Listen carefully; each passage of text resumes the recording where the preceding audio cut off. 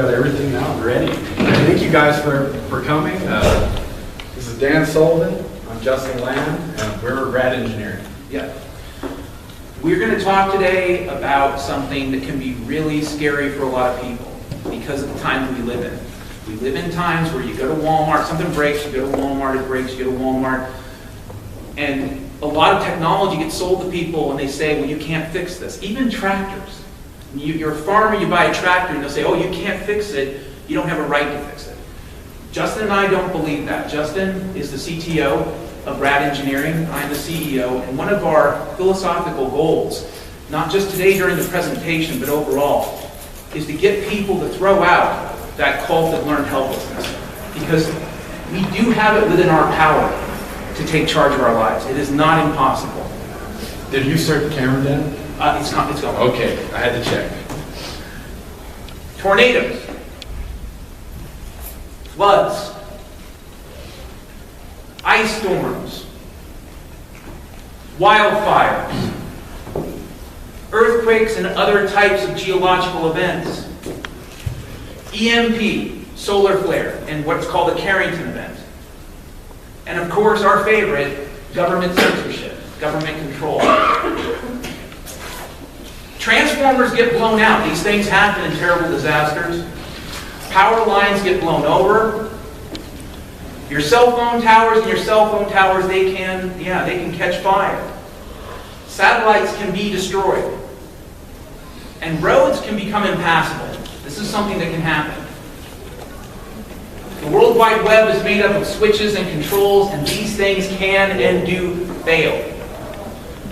And power stations, they often fall apart. They do. They often blow up. They sometimes fail us too. And when it comes to the parts you would need to fix any of these things, you have shortages. In a grid-down scenario, if you and your friends had to rebuild a power station, how would you do it? If you had to fix fiber cable, how would you do it? If you had to fix a microwave tower, what would you do first? If you took your mobile phone and you said it no longer works, how would you fix your mobile phone? How would you open it up and work on the microelectronics? If you had to make resistors, capacitors, diodes, and transistors from scratch, what would be your step one? And what if you had to launch a satellite? I don't know anybody that can do that themselves in their backyard. Definitely nobody in this room can do that. That's right.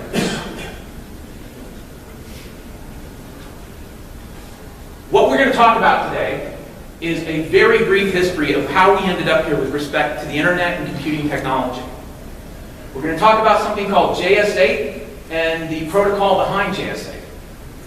Then Justin will introduce us to what the RAD terminal is as far as its component structure, how we build it, and what's most important, I want to emphasize it, how anybody in this room can do it themselves.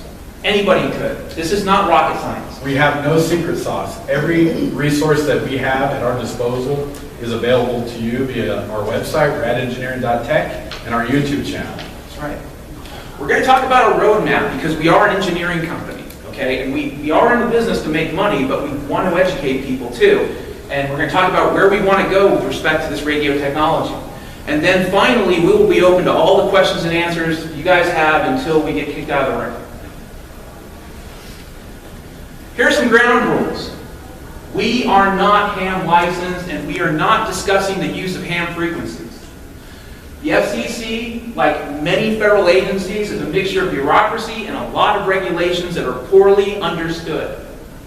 We are not lawyers, we don't pretend to be lawyers, and if you have questions about the legality of anything we talk about, do your own due diligence, do your own investigation. This is also part of like breaking out of, can I do this? Can we do this? The answer is yes. And that's pretty much all we want to say about that. Archimedes in the 3rd century BC is believed to have built the first mechanical computer, an analog computer using gears. The abacus, as a way to offload difficult arithmetic operations, has been around in various forms and in various cultures by different names for thousands of years. In the middle of the 17th century, a very famous mathematician by the name of Blaise Pascal developed one of the first true mechanical adding machines. This machine allowed him to do very complex mathematics, and that was a long time ago. In the middle of the 19th century, a man by the name of Charles Babbage, and I believe his mistress, Ada Lovelace, developed one of the first true computers. Now, it was steam-powered. This is a steampunk computer. And the version he wanted to build, the one that, and computer scientists have verified this, the version that Babbage wanted to build would have worked, and Ada's language she developed would have worked too. But that would have been a computer about the size of a small town, maybe even the size of a city. Lots of pipes, lots of hydraulics, but it would have worked. During the 1880 census in the United States of America, this was one of the first censuses that used a lot of demographic data. And we all know demographic data when we fill out the census, you know, what's your gender, how old are you, stuff like that. The problem was they didn't have an easy way to pull that data together. So a man by the name of Herman Hollerith, who's also involved in the founding of a company you might have heard of called IBM, developed one of the first punch card-based tabulating computers. Some people believe that this was one of the first true database systems. And database systems are more than just calculators. They allow you to sort information, sort it in different ways, calculate it in different ways. During World War II, the computer revolution really accelerated, again, government involvement. In the United States, we developed a computer that used vacuum tubes and relays called ENIAC. To program this computer, you had to rewire it, and it pretty much took up a few floors of a big building. It was used to calculate artillery tables. In Great Britain, they developed a machine called Colossus. Colossus was a similar type of computer, relays, vacuum tubes, but in this particular case, Colossus was used to break the German code Enigma. In 1948, and this is significant, the first transistor was tested, built, designed. This transistor replaced a bunch of relays, a bunch of vacuum tubes. If you can imagine this section of the table filled with vacuum tubes and relays, that transistor, which was still very big, replaced all of it.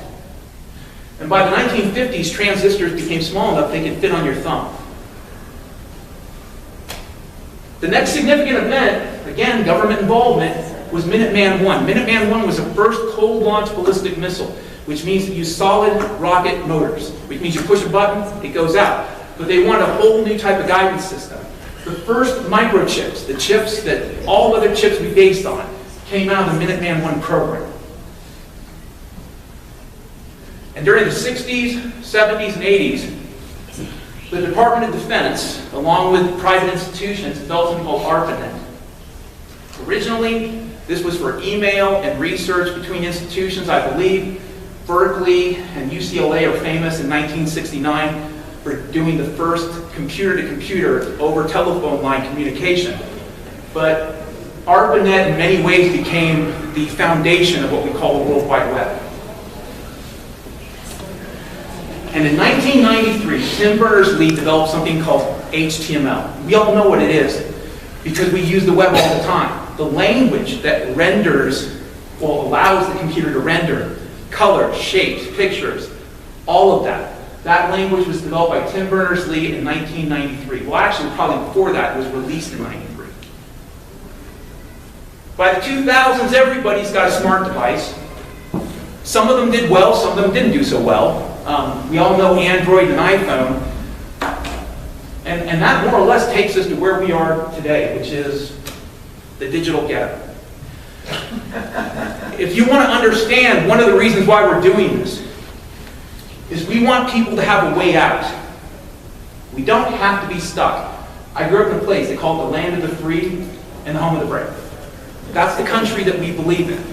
That we were born free, nobody gave it to you. And part of what we want to do is give people a possibility to build organic social networks completely outside the confines of any of this. So what is the theme here? Well, if you've noticed, and I can't go back to the 3rd century, but if you've noticed, there's been a connection between government and computing technology that goes back hundreds of years.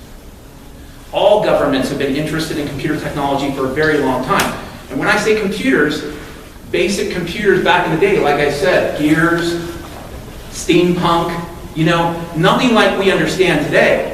But the ability to offload computation, has been a human desire and a rational one probably since the beginning. One could argue that language itself was developed as a way to offload calculation, to share a problem, with your community. But the theme I think we need to keep in mind is, like I said, especially the last 50 years of computerization, the government has had a place that it wants people to go, and it's had a place it doesn't want people. It puts cheese. Here's cheese. You can get yourself an iPhone for 50 bucks.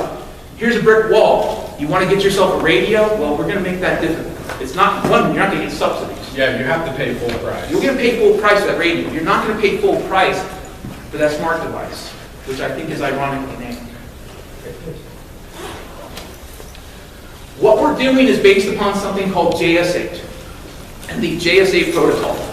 It is an 8-tone system that allows digital information to be transmitted over something like CB radio, but it can be ham radio frequencies, higher frequencies. Currently, because we're trying to protect the radios we work with, and again, we're designing for something like a regular CB radio with single sideband. $150 CB radio can do everything that we're talking about here today. Yeah. Currently, though, we're keeping it at around 500 characters every 10 minutes. You're not going to be downloading pictures. Well, you can download pictures other ways. You're not going to be downloading movies. You're not going to be downloading music. But if what you want is an organic, voluntary social network, today using JS8 call, you could build that yourself. And in the United States, 11 meters, more and more every day, people are coming on board.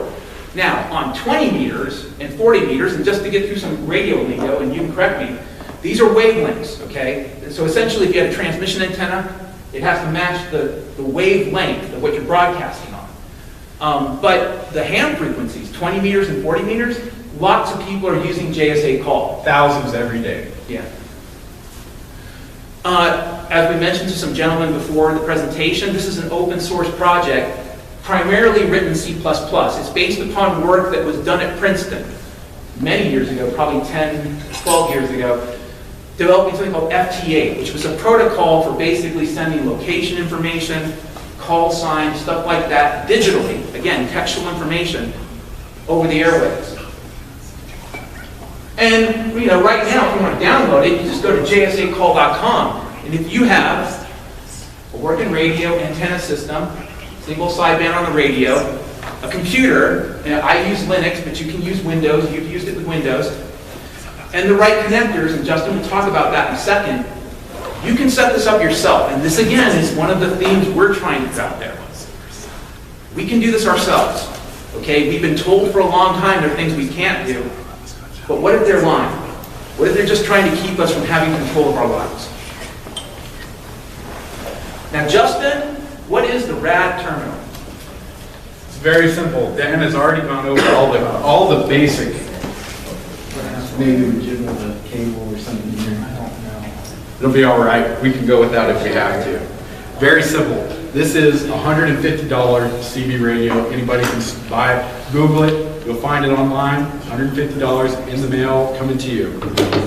This acts as the modem. If you want to think back to the early days of the internet, dial-up internet, maybe some of you had AOL and remember the beeps and the boops.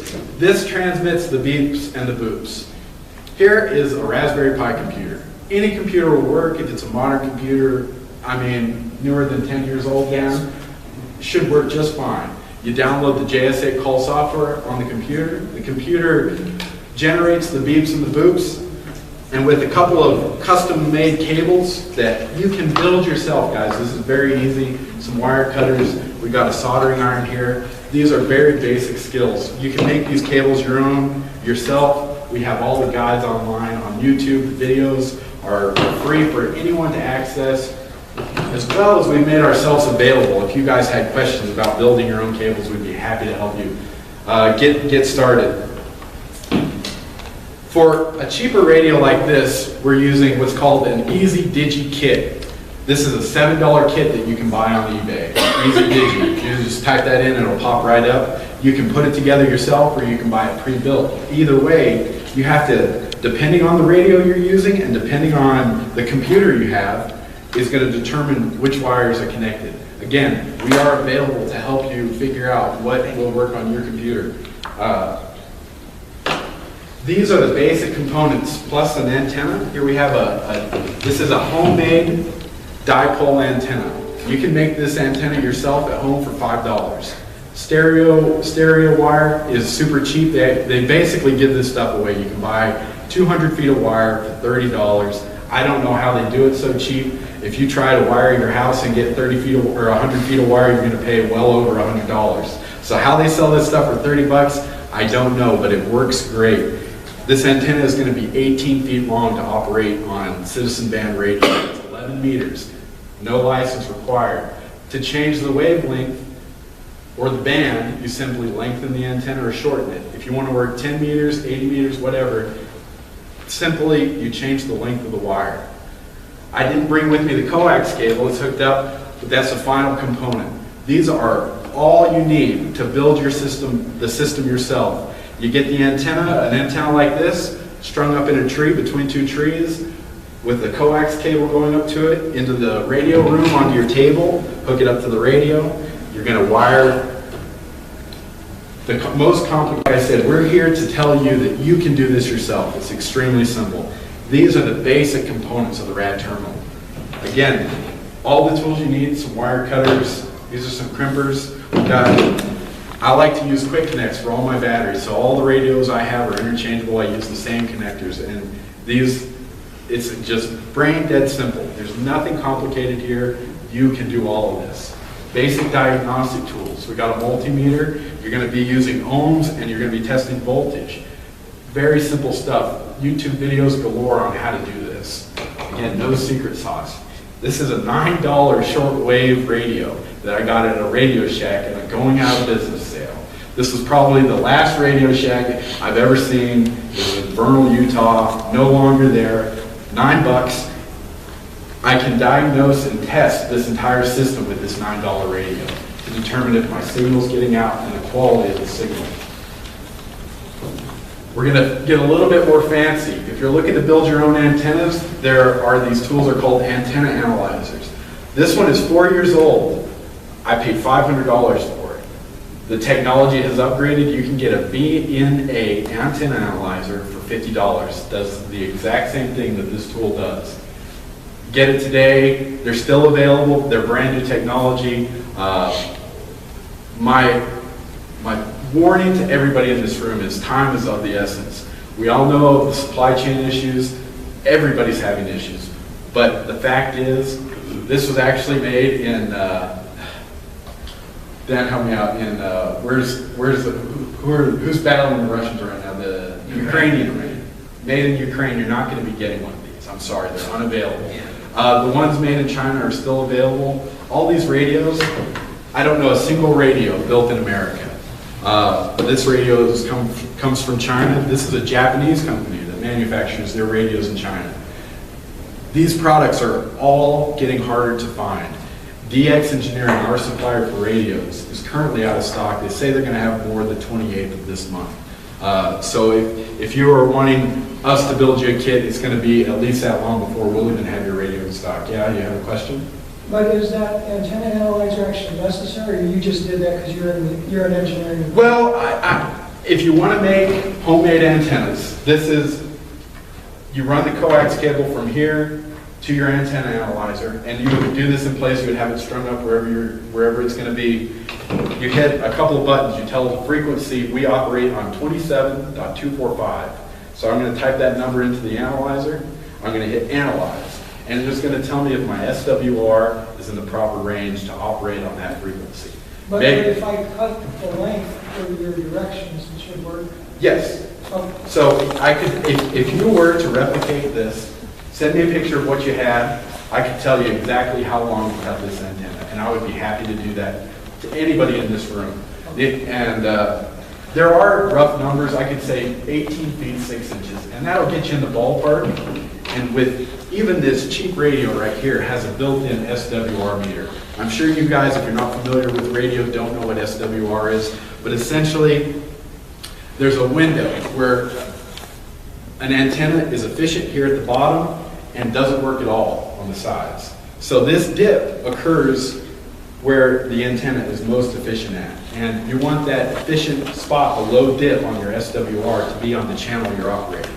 If you're trying to operate here and the low spot is over here, you'll burn your radio up. So these are things that we'll help educate you on, but you need to know before you operate. And this is what makes 11 meters different from ham radio. Ham radio, you have to take the test to prove that you already know this information. 11 meters is learn as you go. I don't want you to destroy your radio. I'd be happy to help every one of you properly install an antenna so it won't burn up your radio. But these are concepts that you're going to learn along the way. So let me check my notes here, make sure I didn't forget anything. But let's see. Okay, so I've gone over all the physical components of what makes up the RAD terminal. DAN software is an integral part of improving JS8 call. JS8 call, if you don't take anything else out from what we're talking about, and you already have a radio, and you already have a computer, I implore you, build your EasyDigi interface kit, $20, and hook your computer up to your radio and get JS8 call. But on top of that, we're adding features, simplifying operations with our node system, which allows messages that are received on your CB radio to be pushed to the internet for anybody to view. So if your neighbor down the road sends out a message that says, I have a truck for sale, your radio will receive that and post that to a public bulletin board, essentially, that anybody can access, no login, anybody can view it and do what they will with that information. Obviously, you're not going to share secrets, not without encryption, which is a tool that we make available on our website. Anybody can use, free to use. You type in your message, encrypt it, and send it over the airwaves if you're looking to send a secret message. It will still be posted to the bulletin board, but it can only be decrypted if the person has the password to decrypt that. And that's a whole other lesson. We have videos on our YouTube channel on how to do that. We won't go too much into that here and now. This is point-to-point contact. There is no fiber optic cable. There's no satellites. There's no cell towers. There's no servers. Your computer that you hook up to your radio saves all the information. Computers can send queries to your computer to say, what information do you have about trucks for sale? And your computer will automatically send that information back with DAN software that we're developing. Again, that's free to download, not available yet. We're still testing. We're setting up our flagship station in Puerto Rico, who connects with Europe on a daily basis. And to clarify, I don't know if anyone said this yet, but we're talking thousands of miles. We're not talking 2 miles down the road. It'll do that. You can cover the entire Salt Lake Valley with a $150 CB radio with digital communications. You may not be able to do voice from here to Ogden, but you can do digital data because the equation would be, this is an AM voice signal. We all know AM radio.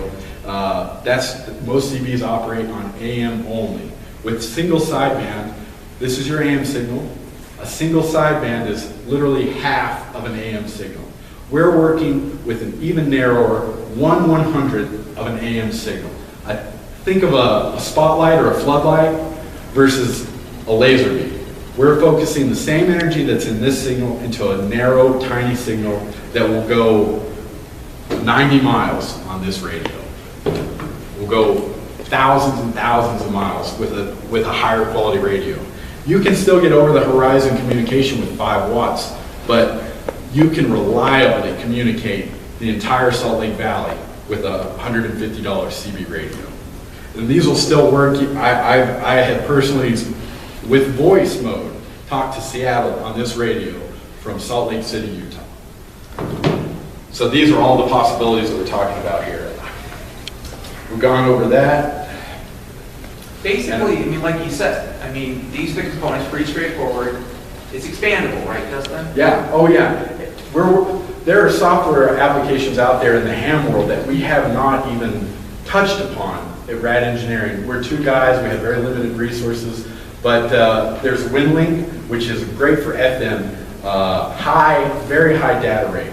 You can send an email faster than you can type it out with WinLink, but that's going to be more local. Newer CB radios FM has recently been approved for use on 11 meters by the FCC.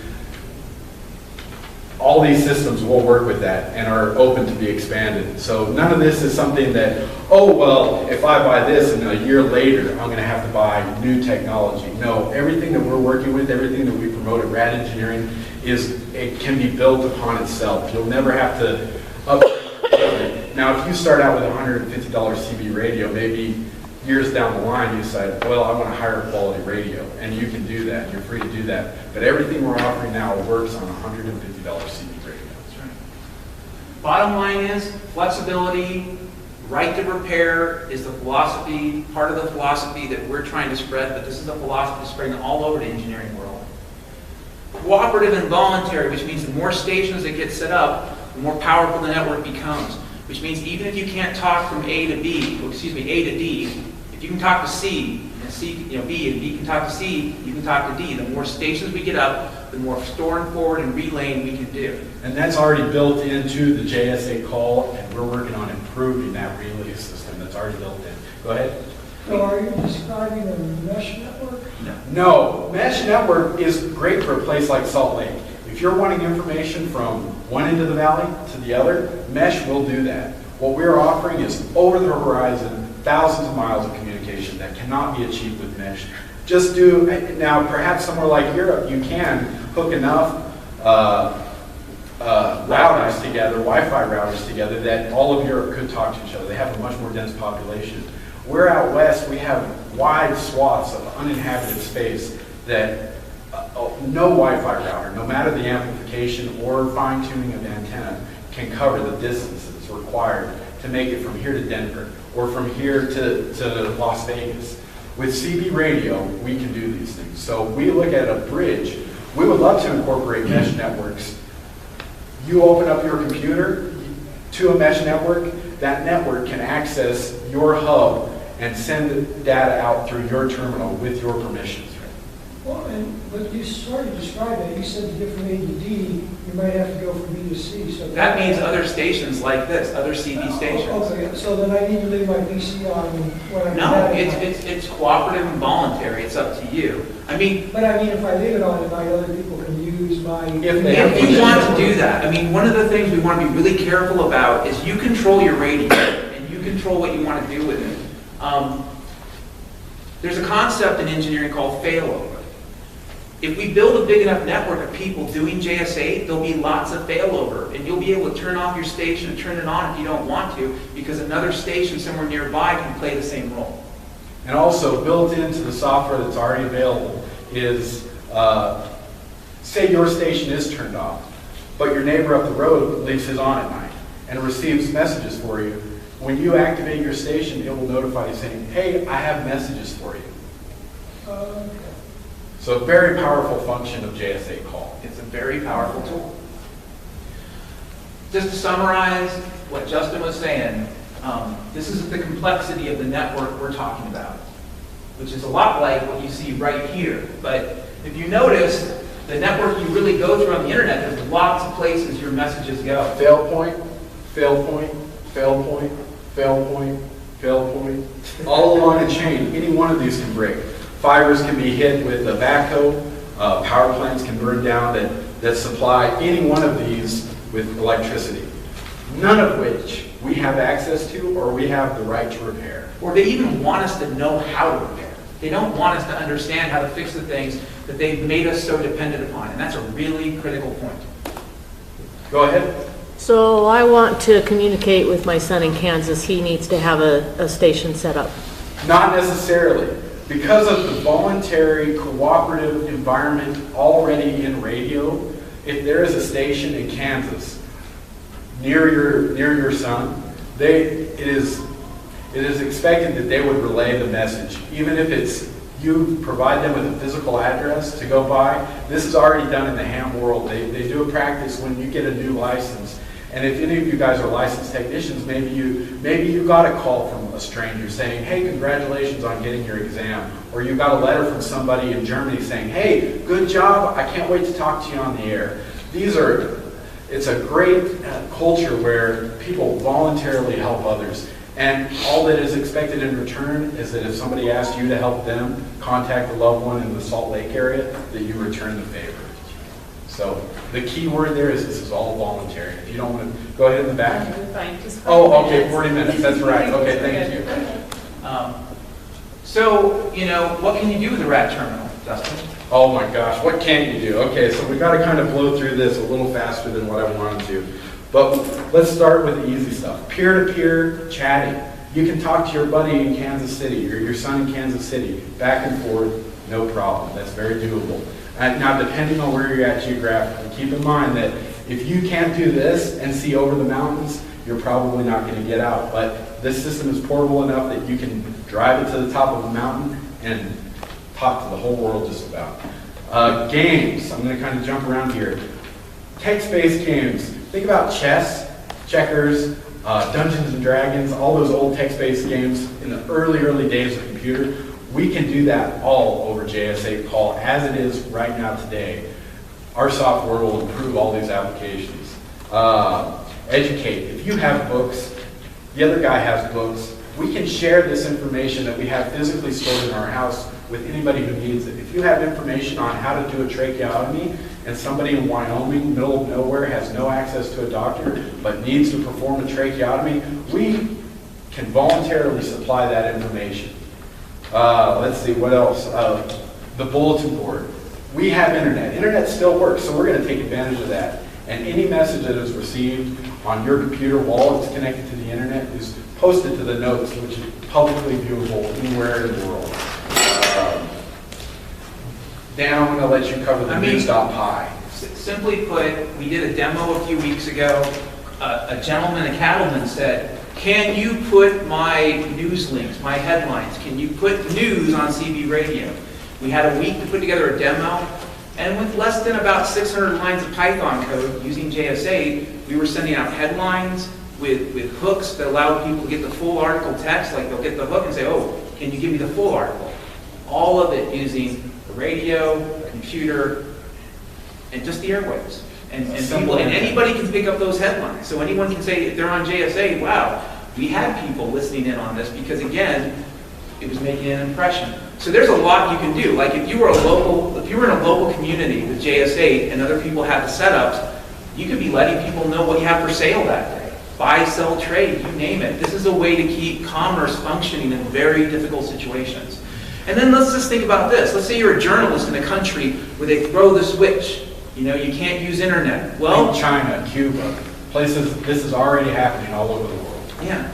This is a tool that would allow a journalist in a very difficult situation, even in North Korea, to get out a news article about what's actually going on versus what we're told is going on. Here's our roadmap. And again, I'm going to be very quick about this.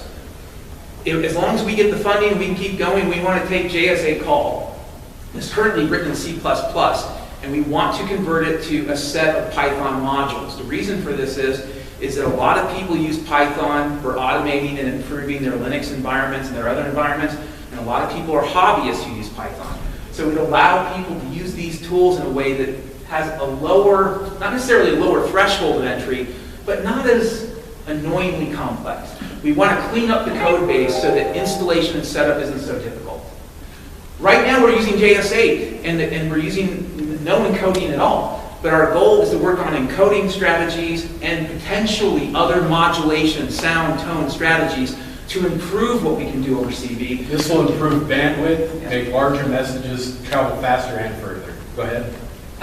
So you're talking about things like frequency shifting, phase shifting, and stuff like that? In this case, it's more like the 8-tonal system is designed to have a kind of handshake behavior like TCP/IP, and to get the verbiage going away, it allows for a communication event that you can verify happened. Like you know you got the whole message. So it's not that. It's a modulation. There's no frequency shifting. The only part about it, there's offsetting, which is where you have many people kind of in that chat room. If you want to think of it that way, there are offsets off frequency. So if you're on 27.245, every participant within that frequency location will have an offset off of 27.245. Does that make sense? Basically, we can Okay. One of our goals is to build an all-in-one clamshell system which would be not the homebrew kit we're talking about today, but a complete system with shielding. That's a goal for 2023. And beyond that, our main goal today, and really for as long as we can, is again, to talk about how anybody can do this. This is doable. We don't really have to, we don't have to get caught up in that belief that everything's throwaway and everything has to be fixed by somebody else. So we're trying to spread the message that a lot of people can do this themselves. People can use soldering irons. This is not a difficult thing to learn to do. People can learn to test circuits for continuity. People can learn to protect their equipment from an EMP. It's possible to figure out alternative power supply systems. My friend Justin, over like a couple of days, took an old exercise bike and converted it so he could charge his deep cell battery. So these are things You're going to get a sweat going before it's charged, though, I guarantee you that. We can learn, instead of throwing away electronics, and listen, this is important, people might think I'm crazy, but instead of throwing away electronics, we can learn to scavenge, because we might have to do that for a while. Not forever, but for a while to fix the things we have. We can believe in ourselves, we can get over the learned helplessness, and as we learn skills, we can be teachers. We can teach others. That's part of this too. You know, Justin and I are two people. We're not going to do more than what we can do. But Radio, because radio is cool. You can talk to people thousands of miles away. You say, hello, is anybody out there? And a random stranger is going to come back. Social media has us in a box, basically an echo chamber. You're going to only hear from people who have the same views as you. You're not going to be exposed to people like Dan and his podcast, banned from YouTube, banned from Twitter, you name it. Not going to happen on CB radio. It physically cannot be done. It is impossible. I'm going to keep it short because we're running out of time. Dan, I'd like you to close out. when I was a kid, I could go to a Radio Shack and they sold kits. These were toys for kids at Christmas where you actually built basically a spark gap radio for broadcasting over AM yourself with a little Morse code keypad. You could go down the aisle, they had resistors, capacitors, transistors, diodes, they had everything you needed. Up until a few years ago, if I wanted to work on my computer, there's a place called Fry's Electronics, and they had bays you could go there, and tools set out, and you could do it yourself. Fry's is gone. Radio Shack is gone. There's one in Pine City, Minnesota. Okay, thank you. Thank you. That's the only one I know of. A Fry's? Radio Shack. Radio Shack. Fry's. There's one in Otto, Arizona too. But you'll find a Home Depot and a Walmart everywhere. You go to a Home Depot and say, can you help me remodel my bathroom? You'll get 5 people showing up. I'll show you how. You ask them, even if they had the coax cable, you say, can you help me set up a shortwave antenna? And their eyes will blossom. Right. Okay, we are here because of things that happen. And to be blunt, from my perspective, and we don't have time for it, decisions were made that they never involved us in. But we don't have to keep going down this road, and frankly speaking, we don't have a choice. If we want to protect our communities and our families, we have to give up on learned helplessness, and we have to start taking control of the technology again. So we are open for questions. Can we check the time real quick? We got about 10 minutes. Yeah, Okay, well, we so- have to be out a little bit before, just so that. Okay, yeah, so a few minutes for questions. Go ahead. How do we contact you? What's that? How do we contact you? radengineering.tech, and we have flyers. Come by our booth. We have all our contact information. What's the booth number, Dan? It's 412 and 313 or Yeah. something like that. But You we're can't near miss it. Pyro Putty. If you've Yeah, seen right Pyro next to Putty. Which row are you on? I'm sorry? You on the end of row 1? 3. Row 3. Go down 300 and the roofing guys are right across. there. Can't miss Pyro Putty. You find them, we're right next If you to see a Chevy, like a 1970 Chevy in Pyro Putty, we're right there. Yep. Anything else? Guys, thank you so much for coming by. It means the world that you guys gave us the time to listen to our presentation, and we hope to hear all of you guys on the air very soon. And we're happy to help you get there. Reach out to us. Thank you. So the software you're developing would allow you to do queries and receive text messages? Yes. Okay. And again, the work I'm doing, just about any competent Python programmer can be doing it. If you like playing with Python, we're going to have the source code available, what we're working on within a few weeks. And it's fairly basic Python. The news.py is designed as an RSS service, but there's a lot of things. You can take that news.py, and like I said, you can be telling people what you have to sale. I have fruit, I have vegetables, go ahead. So you got a little keyboard Yeah. and send it out. Yep. And your software is the one that sends it out. It sends it out, it receives the message, it pulls it from the database, the Python bridge regulates how many of those messages go to your radio. So there's a regulation process, because like I said, we're trying to err on the side of caution. Right. Radios are not cheap and they're not plentiful. Okay. All right, guys, so that's what the software does. Yep. And any more questions, you guys feel free to swing by the booth. We're going to be here all day, so, but we've got to clear the room out now for the next group. So thank you guys again, we really Thank you so appreciate it. much.